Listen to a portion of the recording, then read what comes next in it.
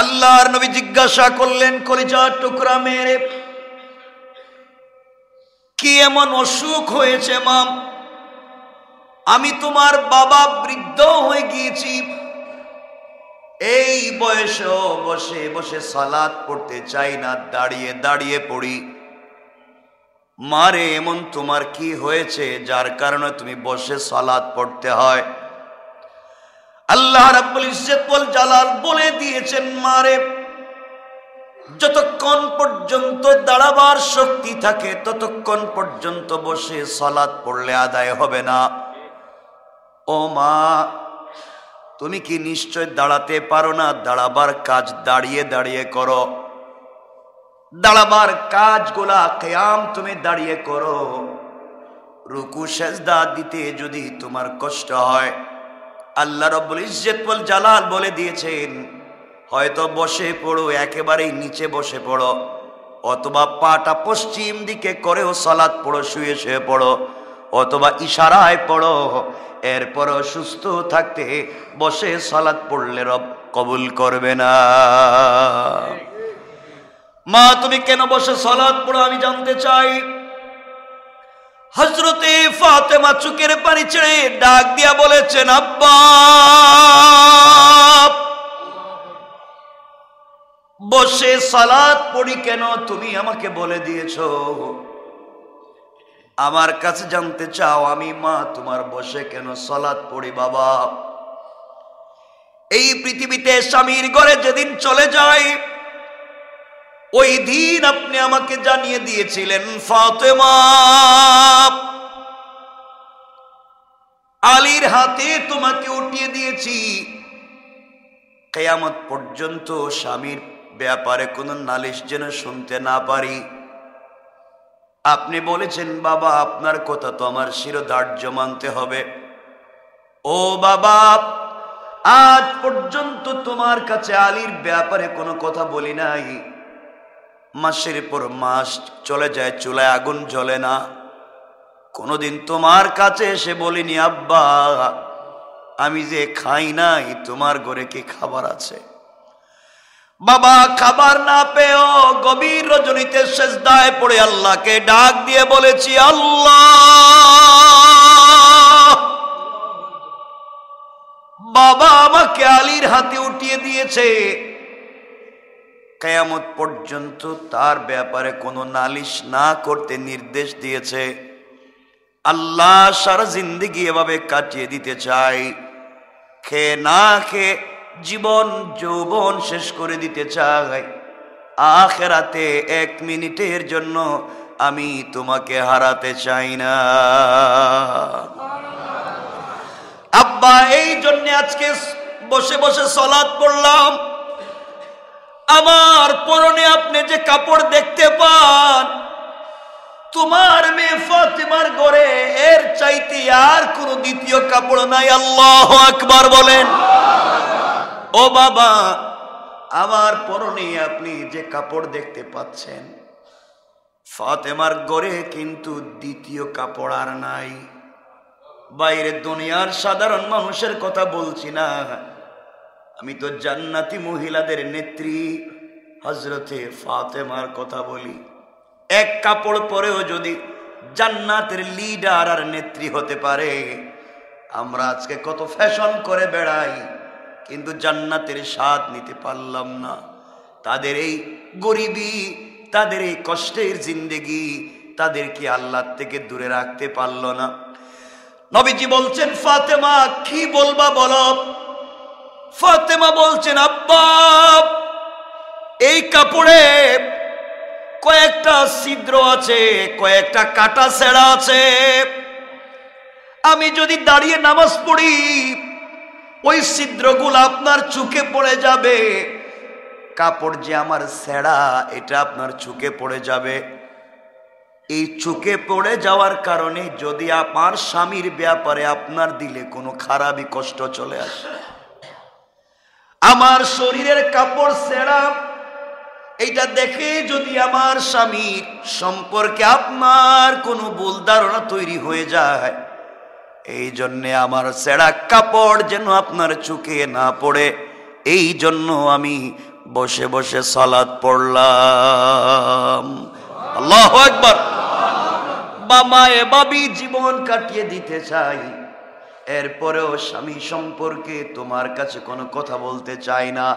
কারণ বাবা, স্বামী আমাকে ঠিকমতো খাবার দিতে পারলো কিনা, আমাকে কাপড় দিতে পারলো কিনা, আমাকে ভালো করে রাখতে পারলো কিনা, জিন্দেগিতেও তোমার কাছে কোনো কষ্টের কথা বলতে চাই না। কারণ রব যদি আমাকে এভাবে রেখেই খুশি হয়ে যায়, রব যদি দুনিয়ার জমিনে আমাকে এভাবে রেখে যদি খুশি হয়ে যায়, দুনিয়ার জমিনে এভাবে কাটাইয়া দিতে চাই বাবা, আখিরাতে কিয়ামতের দিনে আমি বাবার কাছ থেকে আলাদা থাকতে চাই না। আল্লাহু আকবার। আল্লাহর নবীজি সিজদায় পড়ে আল্লাহকে ডাক দিয়া বলছেন, আল্লাহ, আমার মেয়ে তোমাকে বুঝতে পেরেছে। আল্লাহর রাসূল বাড়িতে পৌঁছে গেলেন। একদিন ফাতেমা শুয়ে পড়লেন বিছানায়, এক পার্শ্বে হযরতে ফাতেমাকে শোয়ালেন, আরেক পার্শ্বে আলীকে ডাক দিয়া বলছেন, আলী, তুমিও যেমন আমার জীবনের শ্রেষ্ঠ সম্পদ, আমার চাচাতো ভাই, তরুণ বয়সের প্রথম সাহাবী, যুদ্ধের ময়দানের প্রধান সেনাপতি, আমার মেয়ে ফাতেমাও আমার কাছে জীবনের পুরো অংশের চাইতেও কম না। আজ আমি একজনকে আমার ডান পার্শ্বে, আরেকজনকে আমার বাম পার্শ্বে শোয়া দিলাম।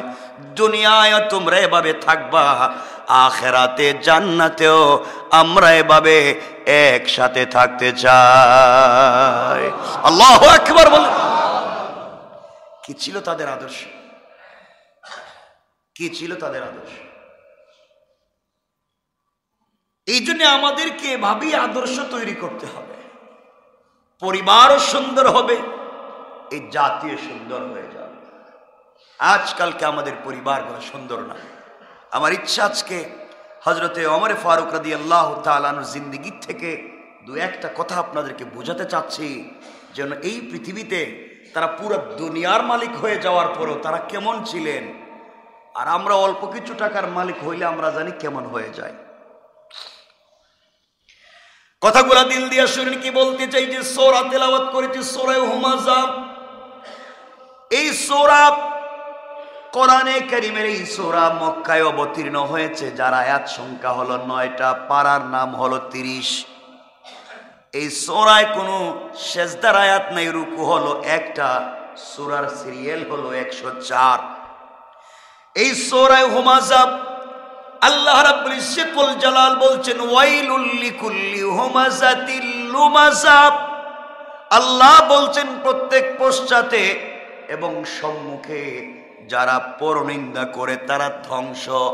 যারা মানুষের পিছনে বদনাম করে, মানুষের সামনে দেখায় ভালাই, বাহিরে গেলে করে বদনাম, এমন মানুষ পৃথিবীতে নাই।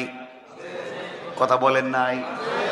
আল্লাহ বললেন, যেই মানুষ ওয়াইলুল লিকুল্লি হুমাযাতিল লুমাযা, যে মানুষটা সামনে বদনাম করে অথবা সামনে প্রশংসা করে, দূরে চলে যাওয়ার পরে বদনাম করে, গীবত শিকায়ত করে, দুইজন তিনজন মানুষ, তিন বন্ধু এক জায়গায় মিলে গল্প করছে, তিনজন বন্ধুর থেকে আসেন ভিতরে, তিনজন বন্ধুর থেকে একজন বের হয়ে গেল, ওই দুইজন মিলে ওই 3 নাম্বার বন্ধুর বদনাম করে। আমার দিকে ঠিক না? তিনজন মিলে এখানে বসে কথা বলতেছে, এর মধ্যে একজন উঠে চলে গেছে, ওই দুইজন মিলে ওর আবার বদনাম করতেছে। কথা বলেন না কেন? এগুলা নাই আমাদের সমাজে? আমরা যেন কেমন খারাপ জাতি হয়ে যাচ্ছে। এই সমাজে 99 না 100 মানুষ আমরা এমন হয়ে গিয়েছি, হয়তো পাবলিকের সামনে বদনাম করি, নাইলে পাবলিকের সামনে আমরা সালাম দিই, আমরা একে অপরকে সম্মান করি, চুকের আড়াল হয়ে গেলেই বদনাম শুরু করে দিই। কথা বলেন না কেন? এগুলো আছে না নাই? আমারে বলেন, আছে না নাই? বদনামের লোক সমাজে নাই? চুকের আড়াল হয়ে গেলে বদনাম। আল্লাহ বলছেন, ওয়াইলুল লিকুল্লি হুমাযাতিল লুমাযা।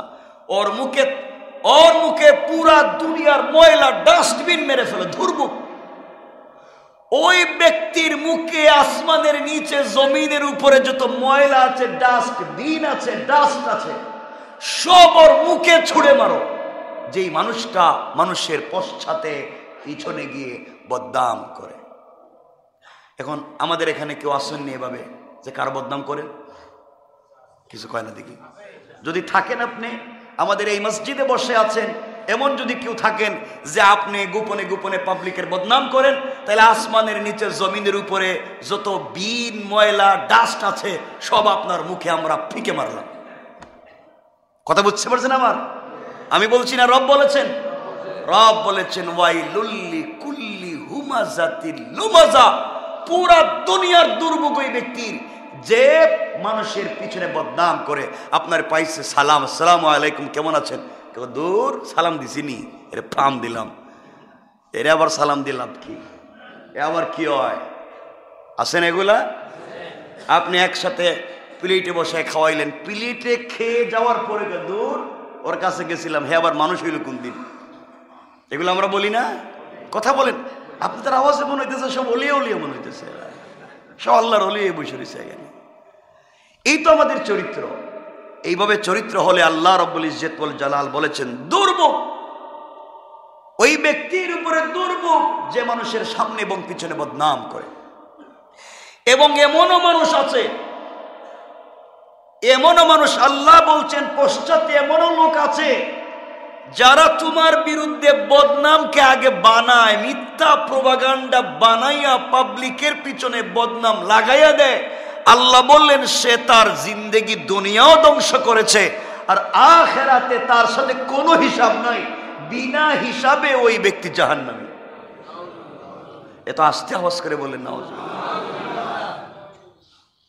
এজন্য যারা সামনে আর পিছনে বদনাম করে, আল্লাহ আমাদেরকে হেফাজত করো। আপনারা তো আসতে বললেন আমিন। তাহলে আমরা পাইলাম প্রথমে দুর্ভোগ কার? যে বদনাম করে। দুর্ভোগ কার বলেন না আপনারা? যে কি করে? বদনাম করে। দেখবেন সার দোকানে বৈশা কিছু মানুষ, আল্লাহ সার দোকান তো এটা তো পুরা একবারে সংসদ ভবন, ওখানে যে আইন পাশ হয় না এরা সার দোকানে ফাঁস করে ফেলায়। কথা বলেন না কেন? মসজিদে সালাতের আযান হচ্ছে, রব বলেছেন হাইয়া আলাল ফালাহ, কামিয়াবি আমার দিকে, কল্যাণ আমার দিকে। আল্লাহ বলছেন মি ইয়াউমিল জুমআতি ফাসসাউ ইলা যিকরিল্লাহি ওয়া যারুল বাই'। জুমার সালাতের যখন আযান হয়ে যায় দুনিয়ার ব্যবসা বাণিজ্য হারাম, আর এরা এই সময় সার দোকানে বসেও আরাম করে বদনাম করে খাওয়া দাওয়া করে। কথা বলেন না কেন? রব বলছেন হালাল না হারাম? এরপরে আয়াতে আল্লাহ বলছেন আল্লাযী জামাআ মালান ওয়া আদ্দাদা। ওই ব্যক্তি দুর্ভোগ, এর মুখেও তোমরা ডাস্টবিন ফিকে মারো, এর মুখেও তোমরা ময়লা ফিকে মারো, যেই মানুষটা শুধু অর্থ পয়সা জমা করে আর গণনা করে। সম্পদ কি করে? কথা বললেন না? জমা করে। আল্লাযী জামাআ মালান ওয়া আদ্দাদা, সম্পত্তি জমায় আর গনে। এর কি করো? আর কিছু কইলেন না আপনারা? আপনারা মনে করতেন হুজুর আমরাই তো কাম করি, ডাস্টবিনকে আমাদের মুখে মারবেন? তো আমরা যেই কাজ করি, কথা বুঝবেন, এটা হচ্ছে হারাম পথে, ভুল পথে। হারাম পথে যদি কেউ সম্পদ, আপনি হালাল পথে সম্পত্তি জমা করতেছেন, ওটা আল্লাহ নিষেধ করে নেন। কোরআনের 4 নম্বর পড়ার প্রথম আয়াতে আল্লাহ বলছেন লান তানালুল বিররা হাত্তা তুনফিকু মিম্মা তুহিব্বুন। আমি আল্লাহ তোমাকে সম্পদ দিয়েছি, আর পৃথিবীতে ওই মানুষটি আমার সবথেকে বেশি প্রিয় যে আমার দেওয়া সম্পদ থেকে আমার রাস্তায় দান করে। আর একটু জোরে পড়েন না সুবহানাল্লাহ। আল্লাহ রসুলের এমন সাহাবী ছিলেন যে বাংলাদেশের মতো ভূখণ্ডকে 100 বার কিনতে পারতেন, এমন পয়সার মালিক ছিলেন। তাদের পয়সা তাদেরকে জান্নাত থেকে দূরে সরাতে পারে নাই, তাদের টাকা তাদেরকে জান্নাতের কাছে নিয়ে গিয়েছে। তারা যা টাকা পয়সা দিয়ে জান্নাত কিনে ফেলেছেন, আর আমরা পয়সা হলে জাহান্নাম কিনে ঘরে রাখি। কথা বলেন না কেন? পয়সা হয়ে গেছে সব ভুলে যায়। আল্লাহ বলছেন আল্লাযী জামাআ মালান ওয়া আদ্দাদা, এর মুখেও পুরো দুনিয়ার দুর্ভোগ আর ডাস্টবিন। যেই ব্যক্তি পয়সা জমায় আর গনে, শুধু গনে, কয়টা কইল? আল্লাহ হেফাজত করুক। এই দোষগুলো আমাদের ভিতরে নাই। আমার সাথে একটু কথা বলেন না কেন? আমারে বলেন এগুলা থাকার দরকার? একটু বলেন না ভাই, থাকা দরকার? এগুলো বাদ দিতে হবে। কত কথা মনে পড়তেছে, সব কথা তো বলা যাবে না। আমরা ভিন্ন ভিন্ন সময় আলোচনাগুলো নিয়ে আসবো। আল্লাহ রসুল এমন ছিলেন, আমরা সারাদিন বলি আল্লাহ রসুল গরিব ছিলেন, পেটে পাথর বাঁধছেন। রসুলকে সারা জিন্দেগি পেটে পাথর বাঁধছেন? আল্লাহ রসুলের পয়সার অভাব ছিল না, হাজার হাজার কোটি টাকার মালিক ছিলেন আমার রসুল, কিন্তু তিনি সম্পদ জমাও করতেন না, গণনাও করতেন না। যখনই তার কাছে সম্পদ আসতো, সন্ধ্যায় আসলে ফজরের আগে তিনি বন্টন করে শেষ করতেন, সকালে সম্পদ আসলে সন্ধ্যার আগে বন্টন করে শেষ করে দিতেন। সুবহানাল্লাহ। হাজার হাজার কোটি টাকার মালিক ছিলেন আল্লাহ রাসূল, কিন্তু জমা করে রাখতেন না, দান করে দিতেন। আমরা দান করি না জমা করি? রসুলের পয়সা ছিল, জমাইতেন না দান করতেন? আর আমরা বলেন না, আবার বলেন। তো সবার পকেটে পয়সা আছে, হ্যাঁ? আর ওই তো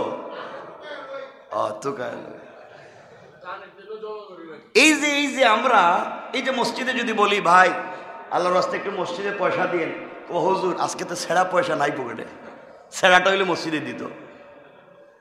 দিল খুলে আমরা দিতে পারি না, দিল খুলে দিতে পারি না। অথচ আল্লাহর রাসূল কখনো মসজিদের জন্য, কখনো জিহাদের জন্য যখন বলতেন পয়সা দাও, ওই একদিন বলছিলেন আল্লাহর রাসূল একবার যে পয়সা দেও, পয়সা নাই, যুদ্ধ হবে চান্দা দেও, মসজিদ হবে চান্দা দেও। হযরতে আবু বকর গড়ে যা পাইছে, থালা বাটি বাসন কাপড় সব গাট্টি গুল করে রাসূলের সামনে হাজির করে দিচ্ছে। এই আওয়াজে আরো জোরে বলেন সুবহানাল্লাহ। সব দিয়ে দিস। হযরত ওমর সম্পদের অর্ধেক দিয়েছে। আপনি চিন্তা করতেছেন অর্ধেক মানে আমার বাড়ির চারটাকে দুইটা দিয়ে দিব? এত কিছু দিতে তো কই নেই, পকেটের পয়সাটা দিলেই হয়। হযরত ওসমান সম্পদের 3 ভাগের 1 ভাগ দিয়ে দিয়েছেন। নারীরা নাকের ফুল, কানের দুল, হাতের ব্রেসলাইট সব আল্লাহ রাসূলের হাতে উঠাইয়া দিয়েছে। এত আসতে বললেন? কিন্তু আমরা দিতে পারি না। আমি যদি বলি সব দেন, দেখবেন ওই যে খুঁজতেছে সুডো গুন্ডা, পয়সা গুনতেছে সুডো গুন্ডা, এটা দিব। কষ্ট পাইলেন আমার কথায়? আমরা একটু মনোযোগ দিয়ে শুনেন কি বলতে। কথা যেহেতু মনে হইছে, এই কথাটা বলে দিই, আমার আলোচ্য বিষয় না, আমি আলোচ্য বিষয় অন্য জায়গায়। কথা যেহেতু মনে পড়েছে, দিল দিয়া শোনেন। আমরা ঘটনার দিকে যাব না। আল্লাহর রাসূল চাঁদা কালেকশন করতে লাগলেন, দাও পয়সা, জিহাদ যুদ্ধ হবে। যুদ্ধের ফান্ডে কিছুই নাই। সকল সাহাবীরা নিজের মতো করে দিতে লাগলেন, যে যা পারেন দিতে লাগলেন। মহিলারা নাকের ফুল, কানের দুল সব খুলে খুলে দিতে লাগলেন। ব্রেসলাইট গড়ে যা আছে সব আল্লাহর রাসূলের হাতে উঠাইয়া দিতে লাগলেন। দেখা যায় যুদ্ধের ময়দানে আল্লাহর রাসূলের হাতে কোনোভাবেই নারীরা পিছনে না, পুরুষেরা যা দিচ্ছে নারীরাও কাঁধে কাঁধ মিলিয়ে তা দেওয়ার চেষ্টা করল। একজন মহিলা ওই জায়গায় বসা ছিলেন, চোখ বন্ধ করে চোখের পানি ছেড়ে কান্না করে ডাক দিয়া বলেছেন, আল্লাহ, আল্লাহর রাসূলের হাতে যে যা পারে তা দিয়ে দে, আমার কাছে যে কিছুই নেই, আল্লাহ তুমি যে আমাকে কিছুই দিলা না। এই কথা বলে চোখের পানি ছেড়ে বাড়িতে পৌঁছে গেলেন। ঘরের ভিতরে গিয়ে দেখেন এক টুকরা রুটি আছে মাত্র, ইফতার করবার মতো এক টুকরা রুটি আছে, আর কিছুই নাই। তার ঘরে কোনো সম্পদ নাই। বিছানার উপরে তার একটা ছোট্ট বাচ্চা আছে, ওটাকে কুলে উঠাইয়া নিলেন। দৌড়াইয়া রাসূলের দরবারে যাওয়ার জন্য পরিশান হয়ে গেলেন। রাস্তায় গিয়ে আবু বকরের সঙ্গে দেখা। আবু বকর বলছেন, মহিলা দৌড়াও কই? মহিলা বলছেন, আবু বকর আজ আমাকে বাধা দিও না, আমি আল্লাহর রাসূলের কাছে যাই। সেরা কাপড় কুলে ছোট্ট বাচ্চা। আবু বকর চিন্তা করেছে ওই মহিলা বোধহয় আল্লাহর রাসূলের কাছে কোনো জিনিস চাইতে যায়, ভিক্ষা চাইতে যায় অথবা পয়সা চাইতে যায়। আবু বকর বলছেন, বোন রে গিয়ে কোনো লাভ নাই, আজ আল্লাহর রাসূল তোমাকে কোনো জিনিস দিতে পারবে না, কারণ নবীজি তো সাহাবীদের কাছে হাত পেতে বসেছেন। মহিলা বলছেন, আবু বকর রে, আমি আল্লাহর রসুলের কাছে কোনো জিনিস চাওয়ার জন্য আজকে যাই না, আমি যুদ্ধের ময়দানে আমার রসুলকে সহযোগিতা করবার জন্য চলে যাই। আল্লাহু আকবার। আমার বন্ধুগণ, এক পর্যায়ে কিছু দূর যাওয়ার পরে ওমরের সহযোগিতা করতে চাই। আল্লাহর রাসূল বলছেন, কি সহযোগিতা করবে? ইয়া রাসূলুল্লাহ, আমি ঘরে কোনো জিনিস পাইলাম না, এই মুহূর্তে ঘরের ভিতর থেকে আমার সন্তানটাকে নিয়ে এসেছি। দুনিয়ার জমিনে সবাই মিলে দান করে, খায়রাত করে, সাদাকা করে, আমি পারলাম না, আমি আমার কুলের সন্তানটাকে নিয়ে এসেছি। এই মুহূর্তে যুদ্ধের ময়দানে, যুদ্ধের ফান্ডে আমি আমার সন্তানটাকে দান করে দিলাম। আল্লাহু আকবার বলেন। আমার বন্ধুগণ, কথাগুলো দিল দিয়ে শুনেন, কি বলতে চাই। আল্লাহর রাসূল বলছেন, কি বলতে চাও মহিলা বলো? ডাক দিয়া বলছেন, ইয়া রাসূলুল্লাহ, আপনার কাছে বলতে চাই, আমার স্বামী আপনার একজন সাহাবী, তিনি যখন যুদ্ধের ময়দানে আপনার ডাকে সাড়া দিয়ে জিহাদে চলে যান। ইয়া রাসূলুল্লাহ, আমার স্বামী যখন যুদ্ধের ময়দানে চলে যায়, ওই সময় আমি ছিলাম প্রেগন্যান্ট, আমি ছিলাম গর্ভবতী। আমার স্বামী আমাকে বলেছিলেন, স্ত্রী রে, আল্লাহর রাসূলের ডাকে সাড়া দিয়ে আল্লাহর দ্বীনের জন্য জীবন দিতে যায়। ওই স্ত্রী, আমি যদি মরে যাই, শাহাদাত যদি কবুল আর নসিব হয়ে যায়, তুমি একজন শহীদের স্ত্রী হয়ে যাবে, তার চাইতে বড় মর্যাদার পৃথিবীতে আর কিছু হতে পারে না। তোমার পেটে আমার একটা আমানত আছে, ছেলে হবে না মেয়ে হবে জানতে পারলাম না। যাই হোক না কেন, আমি যেই রাস্তায় চলে যাই, তুমিও আমার সন্তানটাকে সেই রাস্তায় দান করে দিবা। পড়েন না সুবহানাল্লাহ।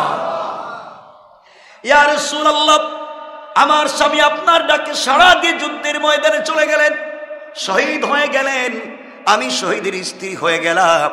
কিছুদিন পরে আমার একটা পুত্র সন্তান জন্ম নিল। ইয়া রাসূলুল্লাহ, যেই সন্তানকে নিয়ে আমি আজ এসেছি, ওই সন্তানটাই ওই দিনের সন্তান।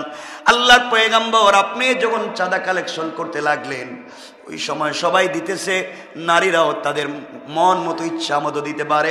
আমি দেখলাম আমার শরীরে দেওয়ার মতো কিছুই নাই। ঘরে যাওয়ার পরে দেখলাম, ইয়া রাসূলুল্লাহ, কয়েকদিন হয়ে গিয়েছে আমার ঘরে খাবার নাই, এক টুকরা মাত্র রুটি আছে, ইফতার করা ছাড়া আর কিছুই নাই। আমি যখন চিন্তায় পড়ে গেলাম, আমি কিছুই দিতে পারলাম না। ও পয়গম্বরে আরবি, আমার এমন সময় চোখ পড়েছে বিছানার দিকে, আমার স্বামীর কথা মনে পড়ে গিয়েছে। এই জন্য স্বামীর কথা মনে যাওয়ার পরে মনে হলো, সব থেকে বড় সম্পদ আমার সন্তান তো এখন বড় হয়ে গেছে, হাঁটতে পারে, দাঁড়াতে পারে। ইয়া রাসূলুল্লাহ, স্বামীর কথা মনে পড়েছে। স্বামী বলেছেন সন্তানটাকে এই পদে দিয়ে দেওয়ার জন্যে। আমি আমার সন্তানকে কোলে উঠাইয়া আপনার দরবারে নিয়ে এসেছি। এই মুহূর্তে সন্তানটাকে যুদ্ধের ফান্ডে আমি দিয়ে দিলাম। আল্লাহর রাসূল আশ্চর্য হয়ে গেলেন, সাহাবায়ে কেরাম আশ্চর্য, এই মহিলা পাগল কিনা, কি বলতে চায়, কি বলতে চায়? আল্লাহর রাসূল বলছেন, মারে বলো, এই বাচ্চাকে নিয়ে আমি কি করব? এই বাচ্চা যুদ্ধের ময়দানে শত্রুর মোকাবেলা করতে পারবে না, অস্ত্র ধরতে পারবে না। আর যুদ্ধের ময়দানে যেই সাহাবীরা অসুস্থ হয়ে যাবে, তাদের চিকিৎসাও দিতে পারবে না, নার্সিং এর কাজও করতে পারবে না। এই বাচ্চাকে নিয়ে তো আরো বিপদে, তাকে কুলে নিয়ে হাঁটতে হবে, একে নিয়ে আমি কি করব? মহিলা দাঁড়িয়ে গেলেন, চিৎকার করে বলছেন, ইয়া রাসূলুল্লাহ, আমি জানি আমার সন্তান যুদ্ধের ময়দানে অস্ত্র ধরতে পারবে না, এটা আমি জানি। আমার সন্তান কাফেরের মোকাবেলা করতে পারবে না, তাও জানি। আমার সন্তান সেবা শুশ্রূষা করতেও পারবে না, তাও জানি। কিন্তু ইয়া রাসূলুল্লাহ, আপনাকে আমার জীবনের চাইতে বেশি ভালোবাসি। সবাই যখন দান করে আমার কিছুই ছিল না, এই জন্যে আমি জিহাদের ফান্ডে সন্তানকে দিয়ে দিলাম। আপনি তো সাধারণ কোনো সেনা প্রধান না, যুদ্ধ হবে দূরে দূরে, আপনি মদিনায় বসে থাকবেন, আপনি এসি রুমে বসে বসে ঘুমাবেন, এমন তো হতে পারে না। ইয়া রাসূলুল্লাহ, যুদ্ধ যেখানে হবে আপনিও তো সেখানে সাধারণ সৈনিকের সঙ্গে ছুটে যাবেন। কাফেরেরা আপনার বড় দুশ্মন, ওরা আপনাকে দেখলেই আপনার দিকে তীর মারবে, নেজা মারবে, বল্লম মারবে, ইট পাটকেল নিক্ষেপ করবে। ইয়া রাসূলুল্লাহ, যেই দিক থেকে তীরগুলা বেশি আসবে ওই দিকে আমার সন্তানটাকে ঢাল বানাইয়া আপনি ধরে রাখবেন। তীরগুলো এসে আমার সন্তানের কলিজা বেদ করে পিছন দিকে বের হয়ে যাবে, আমার সন্তান চিৎকার করে শহীদ হয়ে যাবে, আর আমার সন্তানের শাহাদতের মাধ্যমে আমার কলিজার টুকরা বিশ্বনবী বেঁচে যাবে। এর চাইতে বড় পাওয়া পৃথিবীতে আর হতে পারে না। আল্লাহু আকবার বলে। শোনো মুসলমানেরা, আমাদের সোনালী অতীতগুলা কেমন। এই কথাটা শুনবার পরে কাফেরদের গোয়েন্দা এখানে ছিল, বাদশাকে রিপোর্ট করছে, বাদশাহ পুরা দুনিয়ার সেনাবাহিনী নিয়ে এদের বিরুদ্ধে যুদ্ধ করে জয়লাভ করতে পারবা না, কারণ তোমার সেনাবাহিনী যুদ্ধ করে যুদ্ধে জয়লাভ করলে প্রমোশন হবে না ডিমোশন হবে, বেতন বাড়বে কিনা। আর মুসলমানের সন্তানেরা প্রমোশন ডিমোশনের জন্য, বেতন বাড়াবার জন্য যুদ্ধ করে না, বরং তারা তাদের বন্ধু বিশ্বনবীকে ভালোবেসে কলিজার টুকরা সন্তানকে যুদ্ধের ফান্ডে দিয়ে দেয়। এদেরকে দুনিয়ার জমিনে যুদ্ধ করে হারানো যাবে না। আজ যদি এই মুসলমানের জাতি দাঁড়িয়ে যায়, আজ যদি এই সিংহের জাতি দাঁড়িয়ে যায়, এই বাংলাদেশের সার্বভৌমত্বের বিরুদ্ধে যারা হুমকি দেয়, উস্কানি দেয়, মিথ্যা কথা বলে, প্রোপাগান্ডা করে বাংলাদেশের বিরুদ্ধে, এই দেশের জওয়ানেরা আজও দাঁড়িয়ে গেলে পৃথিবীর কোন কাফেরের ক্ষমতা নাই চোখ তুলে তাকাবা। এই কথা আমাদেরকে মনে রাখতে হবে। আমরা তো সেই জাতি, আজকে আমরা সিংহের জাতির থেকে ছাগলের জাতীয় বিষয়। আমার বন্ধুগণ, আমরা তো এমনই ছিলাম, আমরা এমনই থাকতে চাই। আমি এই কথাগুলো আজকের এখানে বলতে চাই না। মনে রাখবেন, যে যে দল করেন কোনো আপত্তি নেই, যার যা ভাল লাগে এটা আপনার পার্সোনাল ব্যাপার, করেন, কোনো আপত্তি নাই। কিন্তু বাংলাদেশটা সকলের, আমার আপনার সকলের, যে ছোট লোক বড় লোক সকলের এই দেশ, এই সুজলা সুফলা শস্য শ্যামলা স্বচ্ছ সুপ্রজ্জ্বল সোনার বাংলাদেশ 56,000 বর্গ মাইল, এটা আমাদের কলিজার টুকরা মানচিত্র। এর দিকে যদি কেউ চোখ তুলে তাকায় তার চোখ জায়গায় থাকবে না। আমরা তাদের অস্তিত্বকে বিলীন করে দিতে পারি। এজন্য তোমাকে আমাকেই সোচ্চার হতে হবে, দাঁড়াতে হবে। দেশটা আমাদের কলিজার টুকরা, এটা অংশ আমাদের। আমার বন্ধুগণ, এই জন্য আমাদেরকে দিন জিন্দা করতে হবে, দিলের ভিতরে দিনের প্রতি ভালোবাসা তৈরি করতে হবে। সাহাবায়ে কারাম যেমন করেছিলেন। আপনাদের কষ্ট হচ্ছে? কথাগুলো দিল দিয়ে শুনবেন, যে কথার দিকে নিয়ে যেতে চাই। আমাদের সাহাবীরা কেমন ছিলেন, রাসূলের পাকের কলিজার টুকরা প্রিয় সাহাবী, আমাদের নেতৃস্থানীয় ব্যক্তিরা কেমন ছিলেন, সব যেন সোনালী অতীত হয়ে গিয়েছে। তারা ইনসাফ কায়েম করেছে। সাহাবায়ে কেরাম জিন্দেগিতে ইনসাফ কায়েম করেছেন, পুরো জিন্দেগিতে ইনসাফ কায়েম করেছেন। হযরত ওমর, নাম শুনেন নাই মনে হয়? দুই একজন নাম শুনছেন মনে হচ্ছে এটা আমাদের দেশের কোন ওমর মনে হয়, যে বাংলাদেশের টাকা বিদেশি নিয়ে বেগম পাড়ায় বাড়ি বানাইছে, এমন ওমর মনে হইতেছে। এমন ওমর না, রাসূল পাকের কলিজার টুকরা সাহাবী। চিন্তা করেন, যে লোকটা পুরো দুনিয়ার সব থেকে বড় কুখ্যাত যোদ্ধাদের একজন, হযরত ওমর, যার সামনে কেউ দাঁড়িয়ে কথা বলতো না, যারে ভয় পাইতো ডাইরেক্ট আবু জাহেল। আবু জাহেল লিডারই করতো, কিন্তু ওমরের বড় ভয় পাইতো, কেন অত কারো কথা শুনে না, হঠাৎ আবু জাহেলেরই মাইরে দিব। এই জন্য কোনো পরামর্শে বসলে আগে ওমরের সাথে কথা বলতো, কারণ এই যে আবু জাহেল আর ওমর দুজনের নাম কিন্তু ওমর। আল্লাহু আকবার বললেন না? একজনের নাম ওমর ইবনুল খাত্তাব আর আরেকটার নাম ওমর ইবনুল হিশাম।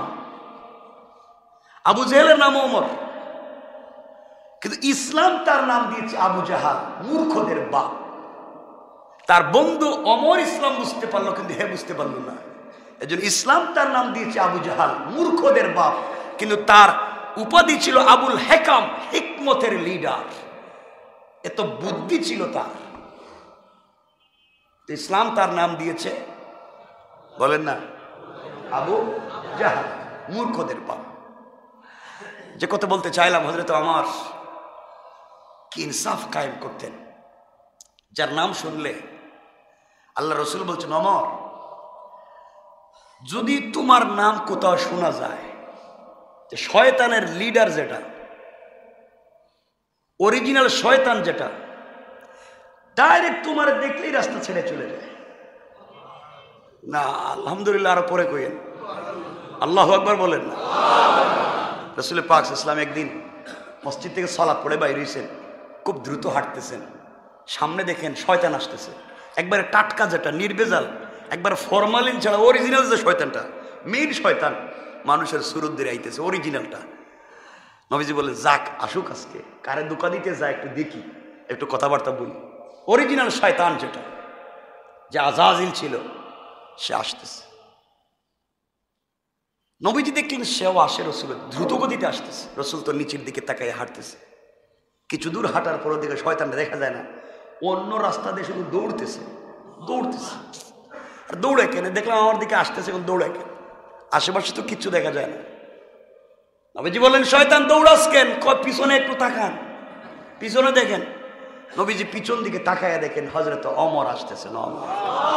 আল্লাহু আকবার বললেন না? আমাদের একজন লিডার ছিলেন, আমাদের একজন নেতা ছিলেন হযরত ওমর, যাকে দেখলে শুধু দুনিয়ার কাফেররা ভয় পাইতো না, শয়তান তাদের লিডারও রাস্তা ছেড়ে দিত। ওমরের শুধু যে শয়তান ডরাইতো এটা না, আমাদের রসুলের স্ত্রী, আমাদের মা যারা ছিলেন, আম্মা জান, এরাও ওমরে ডরাইতো। রসুলরে কোনো জিনিস বলবার আগে বলতো ইয়া রাসূলুল্লাহ, ওমর যেন না জানে, তাহলে বেজার লাগিয়ে দেব। সকল স্ত্রীর একদিন রসুলকে ধরছেন, ইয়া রাসূলুল্লাহ আমাদের খাবারটা একটু বাড়াইয়া দেন। আর আপনি যেদিন আয়েশার ঘরে থাকেন, ওই দিন সাহাবীরা বেশি বেশি হাদিয়া তুফা পাঠায়, আমাদের ঘরে থাকলে কম পাঠায়, আপনি বলে দিবেন সবার ঘরে সমান দিতে। নবীজি বললেন কে হাত দিয়ে দিব কে দিব এটা কিন্তু আমি জানিনি, কার ঘরে থাকলে দিবে না দিবে আমি তো জানি না, এখন আমি কারে কি বলতাম? কয় না আপনি বলা লাগবে, আপনি বলা লাগবে আমাদেরকে সমান করে, সবার ঘরে যেন সমান করে হাদিয়া দেয়। নবীজি বলেন আমি তো পারবো না। নবীজির মেয়ে হযরতে ওমরের মেয়ে হাফসাও ছিলেন, তিনি বলছেন ইয়া রাসূলুল্লাহ আমরা সবাই কিন্তু ঐক্যবদ্ধ, আমাদের কথা শুনতে হবে। হঠাৎ রসুল শুনেন দরজাকে সালাম দিতেছে। নবীজি বুঝলেন হযরত ওমর, দরজা খুলে দিলেন, পিছনে তাকাইয়া দেখেন স্ত্রী একজনও নাই, সব ভিতরে। ওমর এসে বলছেন ইয়া রাসূলুল্লাহ আমি কার কথা শুনলাম? আমার মেয়ে। ভিতর থেকে মেয়ে বলতেছেন আম্মা জান হাফসা, বাবা আমি কিছু কই নাই, আমরা কিছু কই নাই, রসুল যা দিবে তাতেও রাজি। ওমর বলছেন ইয়া রাসূলুল্লাহ এরা যদি উল্টা পাল্টা করে সব একসাথে তালাক দেন, আল্লাহ আপনার জন্য এর চাইতে ভালো ভালো নারী দুনিয়া রেখে দিয়েছেন। আল্লাহু আকবার। ভিতর থেকে আম্মা জানেরা বলছেন ইয়া রাসূলুল্লাহ আমাদের কিচ্ছুর দরকার নাই, যা আছে তা না দিলেও চলবে, কিন্তু ওমরের কথা আপনি শুনেন না। তো ওমর তো এমন ছিলেন, আমাদের লিডার তো এমনই ছিল। হযরত ওমর ফারুক তেমন ছিলেন। মদিনার মসজিদে বলে মসজিদে জুমার খুতবা দিচ্ছেন ওমর, একদিন জুমার খুতবা, হঠাৎ করে জুমার মিম্বরে দাঁড়িয়ে বলছেন ইয়া সারিয়া আল জাবাল, ও সারিয়া পাহাড়ের দিকে তাকাও, পাহাড়ের দিকে যাও, উপত্যকার দিকে নয় পাহাড়ের দিকে যাও। সাহাবায়ে কেরাম মসজিদের মুসল্লিরা চিন্তায় পড়ে গেল, ব্যাপার কি? ওমর খুতবা দিতেছে, খুতবার আগে পরে কোনো অংশের সাথে সারিয়ার সম্পর্ক নাই। সারিয়া আজ থেকে কতদিন আগে পারস্যের বিরুদ্ধে যুদ্ধে চলে গেছে। সারিয়া বলে ওমর চিৎকার করে গেল। খুতবা শেষ হলো, ওমরকে জিজ্ঞাসা করা হলো ওমর সারিয়া বলে চিৎকার করেন কেন? ওমর বললেন সারিয়া তো যুদ্ধে মদিনার থেকে 800, 1000, 1200, 1400 মাইল দূরে। কত দূরে? 1200, 1400 মাইল দূরে যুদ্ধ করেন হযরতে সারিয়া। আর ওমর মদিনায় টেলিফোন ছিল, টেলিফোনের লাইন ছিল। ওমর বলতেছেন আমি দেখলাম সারিয়া যুদ্ধের ময়দানে কোন দিকে যাবে চিন্তায় পড়ে গিয়েছে, পাহাড়ের দিকে না উপত্যকার দিকে। আমি দেখলাম কাফেরেরা সারিয়াকে তার সমস্ত বাহিনীকে ঘিরে ফেলতেছে মেরে ফেলবার জন্য। ওই জন্য আমি চিৎকার করে বলছি সারিয়া পাহাড়ের দিকে উঠো। সাহাবায়ে কেরাম কয়েকজন চিন্তা করে দেখেন তো, পাগলামির তো একটা লাইন আছে। 1400 মাইল দূরে যুদ্ধ করে আর উনি মদিনার মিম্বরে চিৎকার করে। আচ্ছা 1400 মাইল দূর কি আওয়াজ যাওয়ার কথা? আপনারা তো আসতে বললেন, বলেন না যাবে? সাধারণ নিয়ম অনুযায়ী যাওয়ার কথা না। মদিনার মানুষ চিন্তা করলো দূর, যা কইছে তো কইছে, আমরা একটু পরীক্ষা করে দেখি, কয়েকদিন পরে তো সারিয়া যদি সত্যি বিজয় লাভ করে তো আসবেই। কিছুদিন পরে হজরতে সারিয়া বিজয়ী বেশে মদিনায় আসতেছেন। মদিনার উপকণ্ঠে সমস্ত মদিনার মানুষ অভ্যর্থনা জানাইতেছে আর ডাক দিয়ে বলতে, সারিয়া এটা সত্য কথা বলো তো, অমুক তারিখের অমুক জুমাবার তোমরা কি কোনো উমরের কথা শুনছো? সারিয়া বলছেন, কসম রব্বে পাকের সাথে, ওই দিন তো আমরা পরাজয় বরণ করতাম, আমরা তো একবারে পরাজয়ের মুখে চলে গিয়েছিলাম। এমন সময় হযরতে ওমরের গর্জন চিৎকার শুনে আমরা পাহাড়ের দিকে গিয়েছি এবং যুদ্ধে জয় লাভ করেছি। আল্লাহু আকবার, জোরে বলেন। আমাদের লিডার কেমন ছিলেন, আল্লাহ তার আওয়াজকে কত দূর পৌঁছে দিয়েছে। কথায় কথা চলে আসে তো, হযরত ওমর এমন এক ব্যক্তি, ওমর তো এমন এক ব্যক্তি, রাতে কে কি স্বপ্নে দেখে ওমর দিনে বলতে পারে। বিশ্বাস হয় না? আসতে বললেন, বিশ্বাস হয় না? কথা তো বলছিলাম বলবো, কিন্তু আমাদের সময় কমে গেছে, মোটামুটি 15 হয়ে গেছে, সময় কমে যাচ্ছে না? আমার বন্ধুগণ, কথাগুলো দিল দিয়ে শুনেন। এবার কি বলতে চাই, ওমর কেমন ব্যক্তি ছিলেন ওই কথাটা বলবার জন্য আপনাদেরকে বলতে চাই, মনোযোগ দিয়ে শোনেন। হযরতে আলী রাদিয়াল্লাহু তাআলা আনহু ওমরের খেলাফত কালে একদিন গভীর রাত্রে স্বপ্নে দেখে,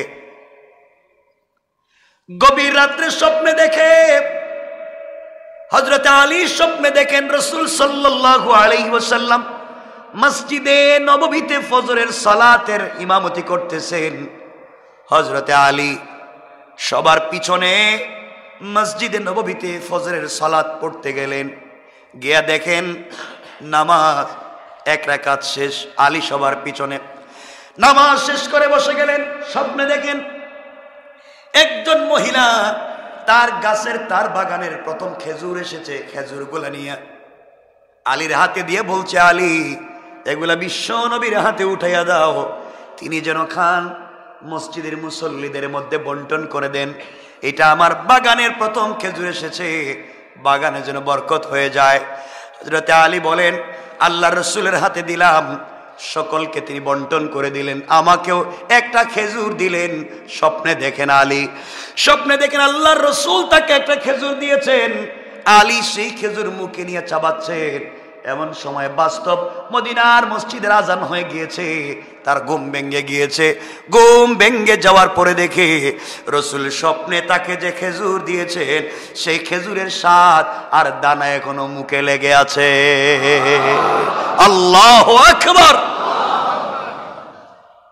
হযরতে আলী বলেন, তাড়াতাড়ি উঠে গেলাম, ওযু করে মসজিদে নববীতে ফজরের সালাতের জন্য পৌঁছে গেলাম। গিয়ে দেখি হযরতে ওমর মসজিদের ভিতরে ফজরের সালাতের ইমামতি করেন। আমি তার পিছনে নামাজ দাঁড়িয়ে গেলাম। নামাজ শেষ হয়ে গেল, সবার পিছনে আমি বসে আছি। এমন সময় একজন মহিলা কিছু খেজুর নিয়ে এসে বলছে, আলী এই খেজুরগুলা তুমি হাতে নাও, আমিরুল মুমিনিন আমাদের খলিফার হাতে উঠাইয়া দাও, তিনি যেন খান, সাথীদের মধ্যে বন্টন করে দেন। আমার বাগানের প্রথম খেজুর এসেছে, তিনি যেন একটু দোয়া করে দেন। হযরতে আলী বলেন, খেজুরগুলো হাতে নিলাম, বাস্তব হাতে নিলাম, ওমরের হাতে উঠাইয়া দিলাম, আর বললাম, ওমর এগুলো আপনি খান, সবার মধ্যে বন্টন করে দেন, মহিলার বাগানের জন্য দোয়া করবেন। ওমর সবাইকে বন্টন করে দিলেন, আলীকেও একটা খেজুর দিলেন। আলী খেজুর মুখে নিয়ে বলছেন, ওমর রে, খেজুরের তো চমৎকার স্বাদ রয়েছে, আমাকে কি আরেকটা খেজুর দেওয়া যায় না? আমি আপনার কাছে আরেকটা খেজুর চাই। হযরত ওমর দাঁড়িয়ে গেলেন আর বলছেন, আলী শোনো, আল্লাহর রাসূল তোমাকে রাত্রে একটা খেজুর দিয়েছেন, আমি তোমাকে দুইটা দিতে পারি না। আল্লাহু আকবার বলে, ওমর আল্লাহর রাসূল তোমাকে একটা দিয়েছেন, আমি কেমনে দুইটা দিব?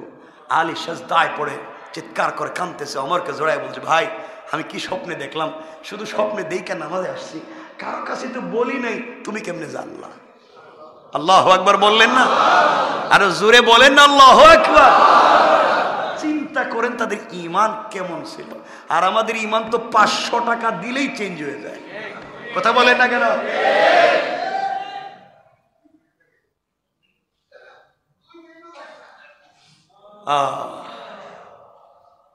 একবার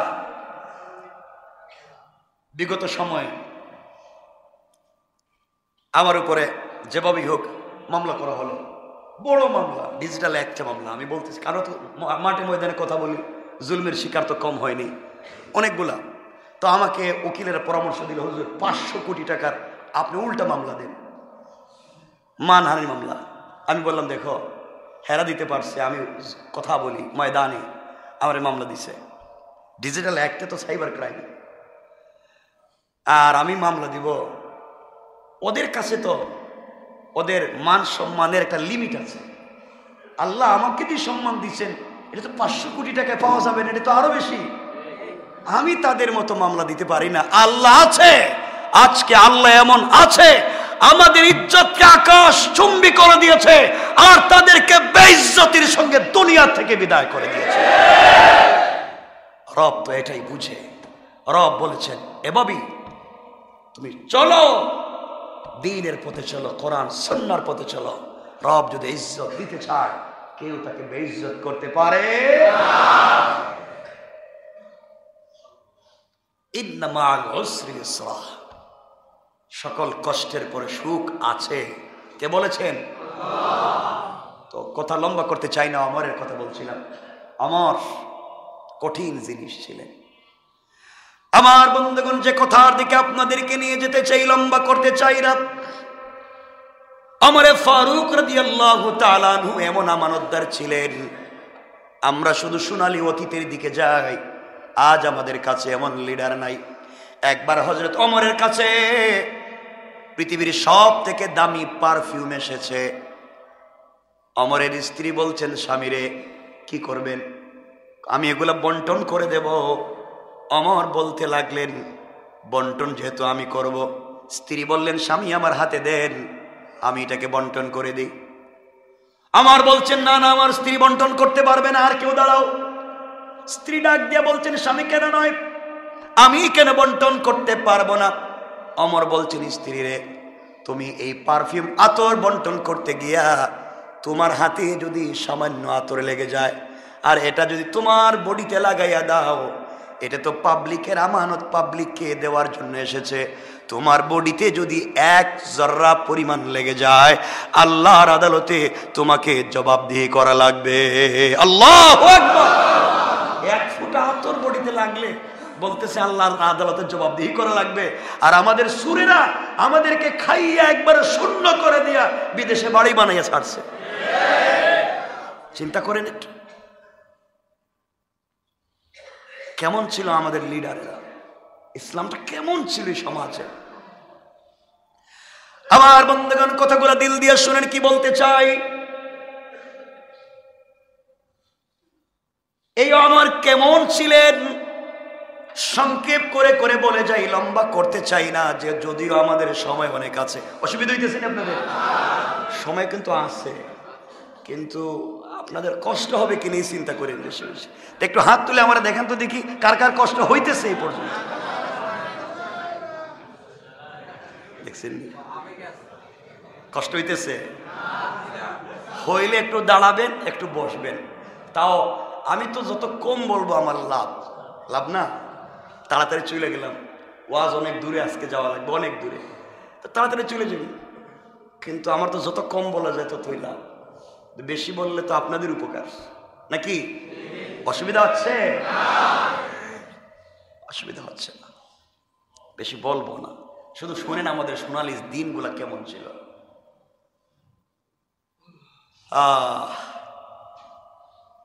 1 মিনিটে ঘটনা বলছি না, আমাদের সোনালী অতীত এমন ছিল। সাহাবায়ে কেরাম যুদ্ধে গেছেন আফ্রিকায় গিয়া, শুনেন মুসলমানরা কয়েকশো আর কাফেররা 10 থেকে 50,000। লিডারের কাছে এসে বলছেন, লিডার, যার বিরুদ্ধে যুদ্ধ করতে আইছি হেরা তো কয়েক হাজার, আমরা যে কয়েকশো, ওরা তো পিষে আমাদেরকে মেরে ফেলবে। তিনি বলছেন আমার সাথে আসো, নদীর পাড়ে আসো। নদীর পাড়ে এসে যেই নৌকা দিয়া, যেই জাহাজ দিয়া ওই পারে গেছিলেন, সবগুলো আগুন ধরে দিচ্ছে। বড় নাকি আপনি জ্বালাইয়া দিতেছেন কেন? জ্বালাইয়া দিলাম এই জন্য তোমরা ভয় পাচ্ছ। ওরা শত শত লাখ লাখ হাজার হাজার, আমরা কয়েকশো, ওদের বিরুদ্ধে পারবো না, এই জন্য জ্বালাইয়া দিলাম।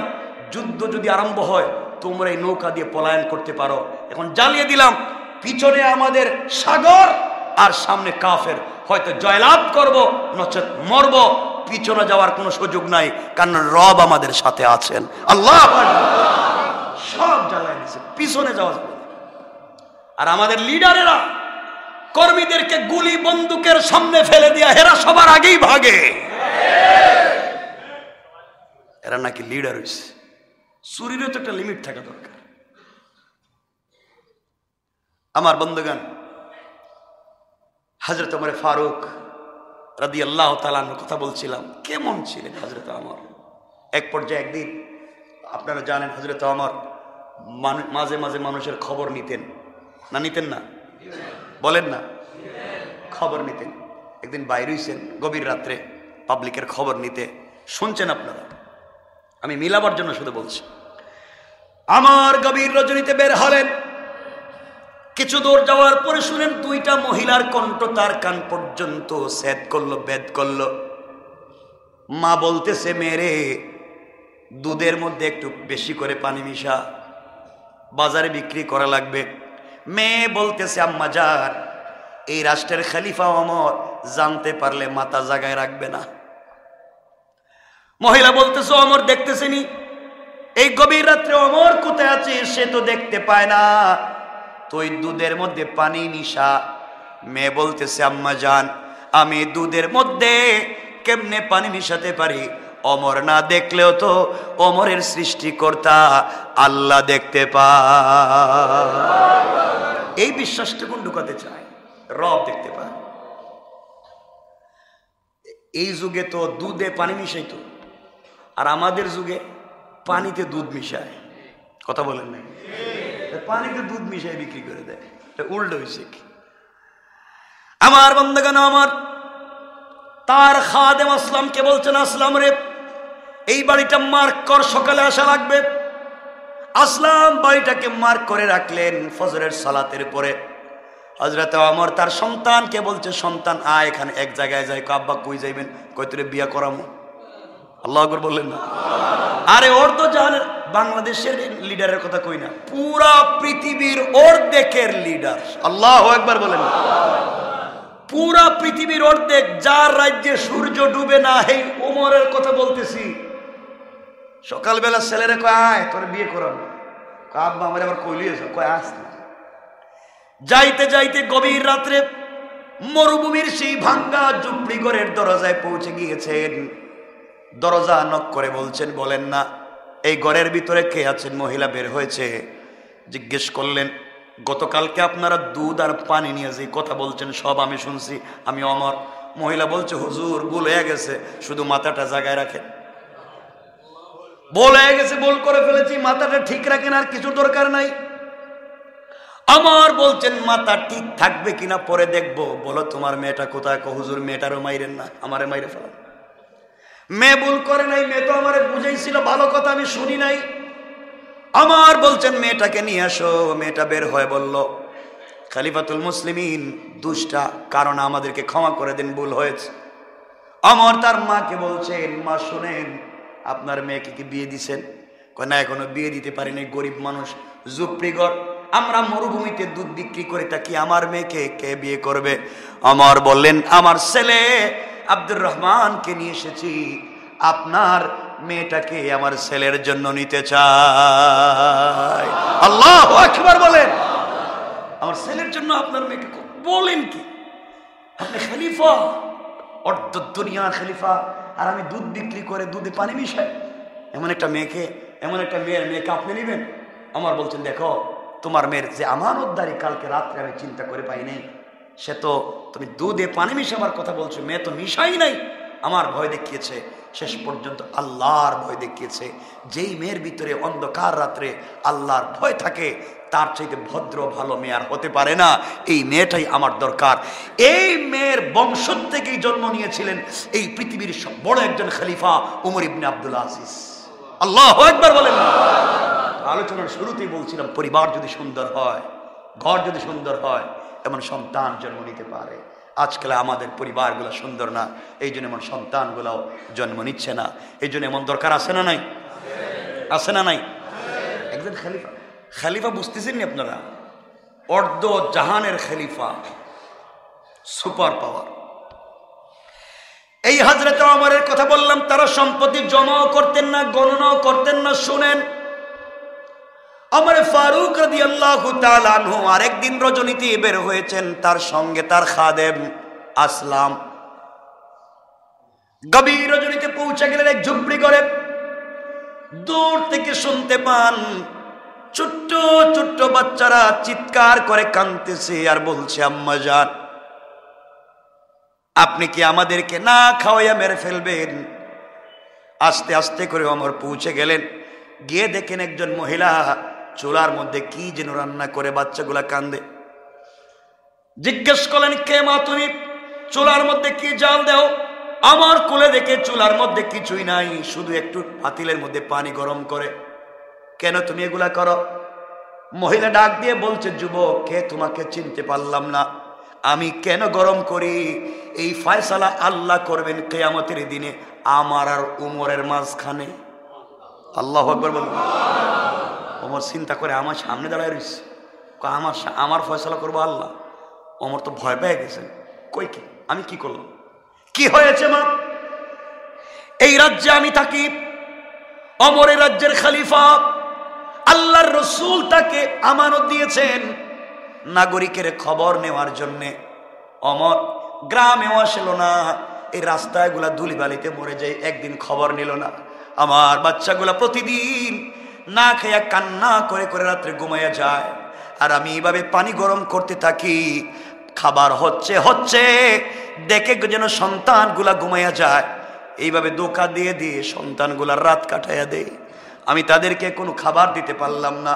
ওমর এই রাজ্যের খলিফা আজ পর্যন্ত খবর নিল না।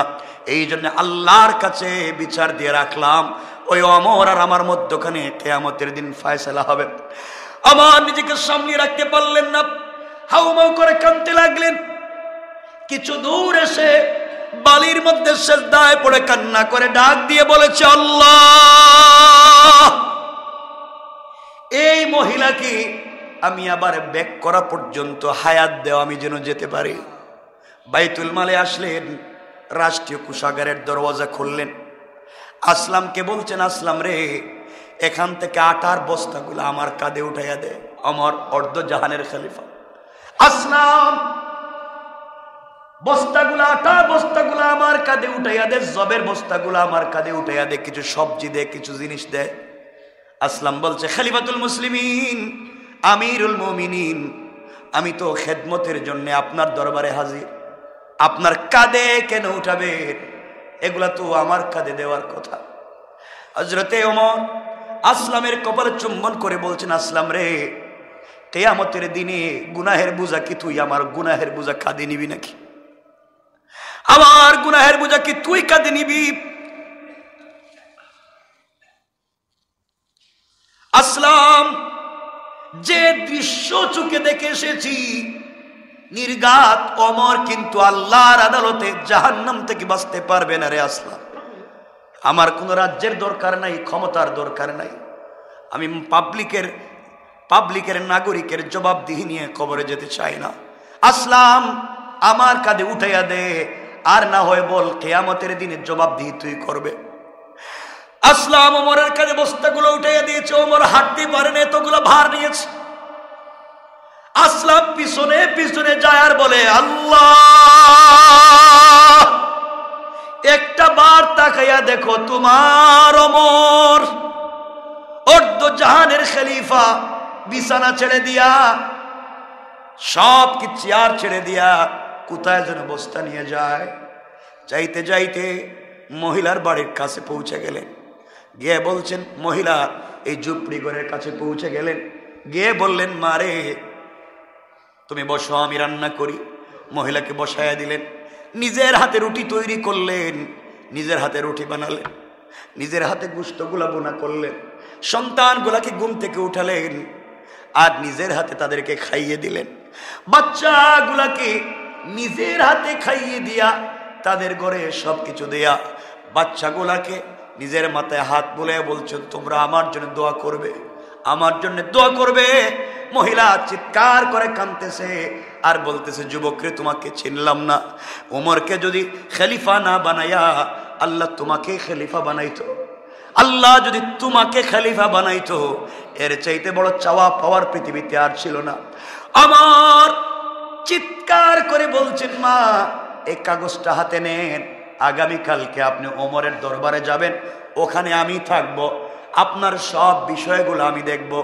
এই বলে মহিলার কাছ থেকে বিদায় নিয়া বাচ্চারা হাত উঠে দোয়া করে আর বলছে, আল্লাহ বাপ নাই, যেই যুবকটা আমাদেরকে আজকে নিজের হাতে খাইয়ে দিয়া 2-3 মাসের খাবার দিয়া গেল, আল্লাহ এই যুবকটাকে আল্লাহ রসুলের সঙ্গে জান্নাত দিবা।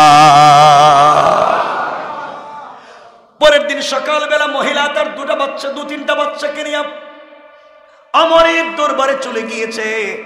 ওমরের দরবারে গিয়ে দেখে যেই লোকটা ওমরের চেয়ারে বসা, সেই লোকটাই গতকালকে কান্দে করে বস্তা নিয়ে গেছে। পাবলিকরে জিজ্ঞাসা করে, বলো রে এই লোকটাকে? মহিলাকে সবাই বলছেন, এর নামই তো আমাদের খলিফা। মহিলা চিৎকার করে কান্দে আর বলো, তোমরা আমারে বাঁচাও, কালকে এই যুবকের সঙ্গে যে খারাপ ব্যবহার করেছি আর বলে দিয়েছি, ওমরের সঙ্গে যে খারাপ কথা বলেছি, ওমরকে আল্লাহর আদালতে দাঁড় করাতে চাইলাম, সত্যি যুবকটা তো ওমর ছিল। ওমর আস্তে করে মহিলাকে কাছে নিলেন, নিজের চেয়ার ছেড়ে দিলেন, বসায়া দিলেন চেয়ারে, হাতের মধ্যে চাবুক দিলেন, চাবুক দিয়া বলছেন, মা ঠিক মতো তোমার খবর নিতে পারি নাই। ওমর কেন আগে তোমার খবর নিতে পারলাম না? চাবুক তোমার সামনে রেখে দিলাম, যতক্ষণ মন চায় পিঠটা আমি খুলে দিলাম, পিটাইয়া রক্তাক্ত করে তুমি প্রতিশোধ নিবা। এরপর আমি ওমরকে কিয়ামতের দিনে আল্লাহর আদালতে আসামি বানাইও না।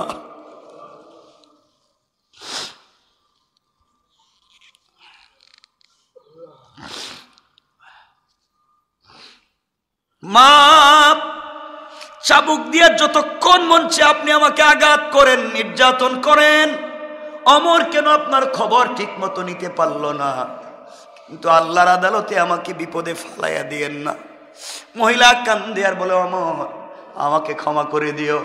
আমার বন্ধুগণ, লম্বা কত সংক্ষেপ করে বোঝাতে চাই, ওমর কেমন মানুষ ছিলেন, আমাদের সোনালী অতীতগুলা কেমন ছিল, লিডারেরা কেমন আমানতদার ছিলেন, কেমন ভদ্র ছিলেন।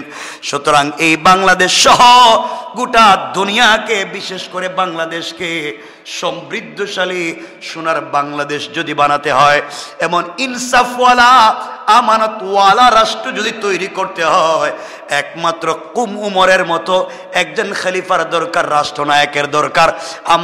আমরা জুলুমের জায়গায় আরো জুলুম চাই না, আরেকজন আসবে আবার জুলুম করবে। আমরা সকল জুলুমের অবসান করে দিয়া এই জমিনে আল্লাহর দ্বীন কায়েম হয়ে যাক, চাই কোন ঠিক কিনা? আল্লাহ আমাদের কবুল করুক, সকলে পড়েন আমিন। আমার জন্য দোয়া করবেন, আর লম্বা করতে চাই না।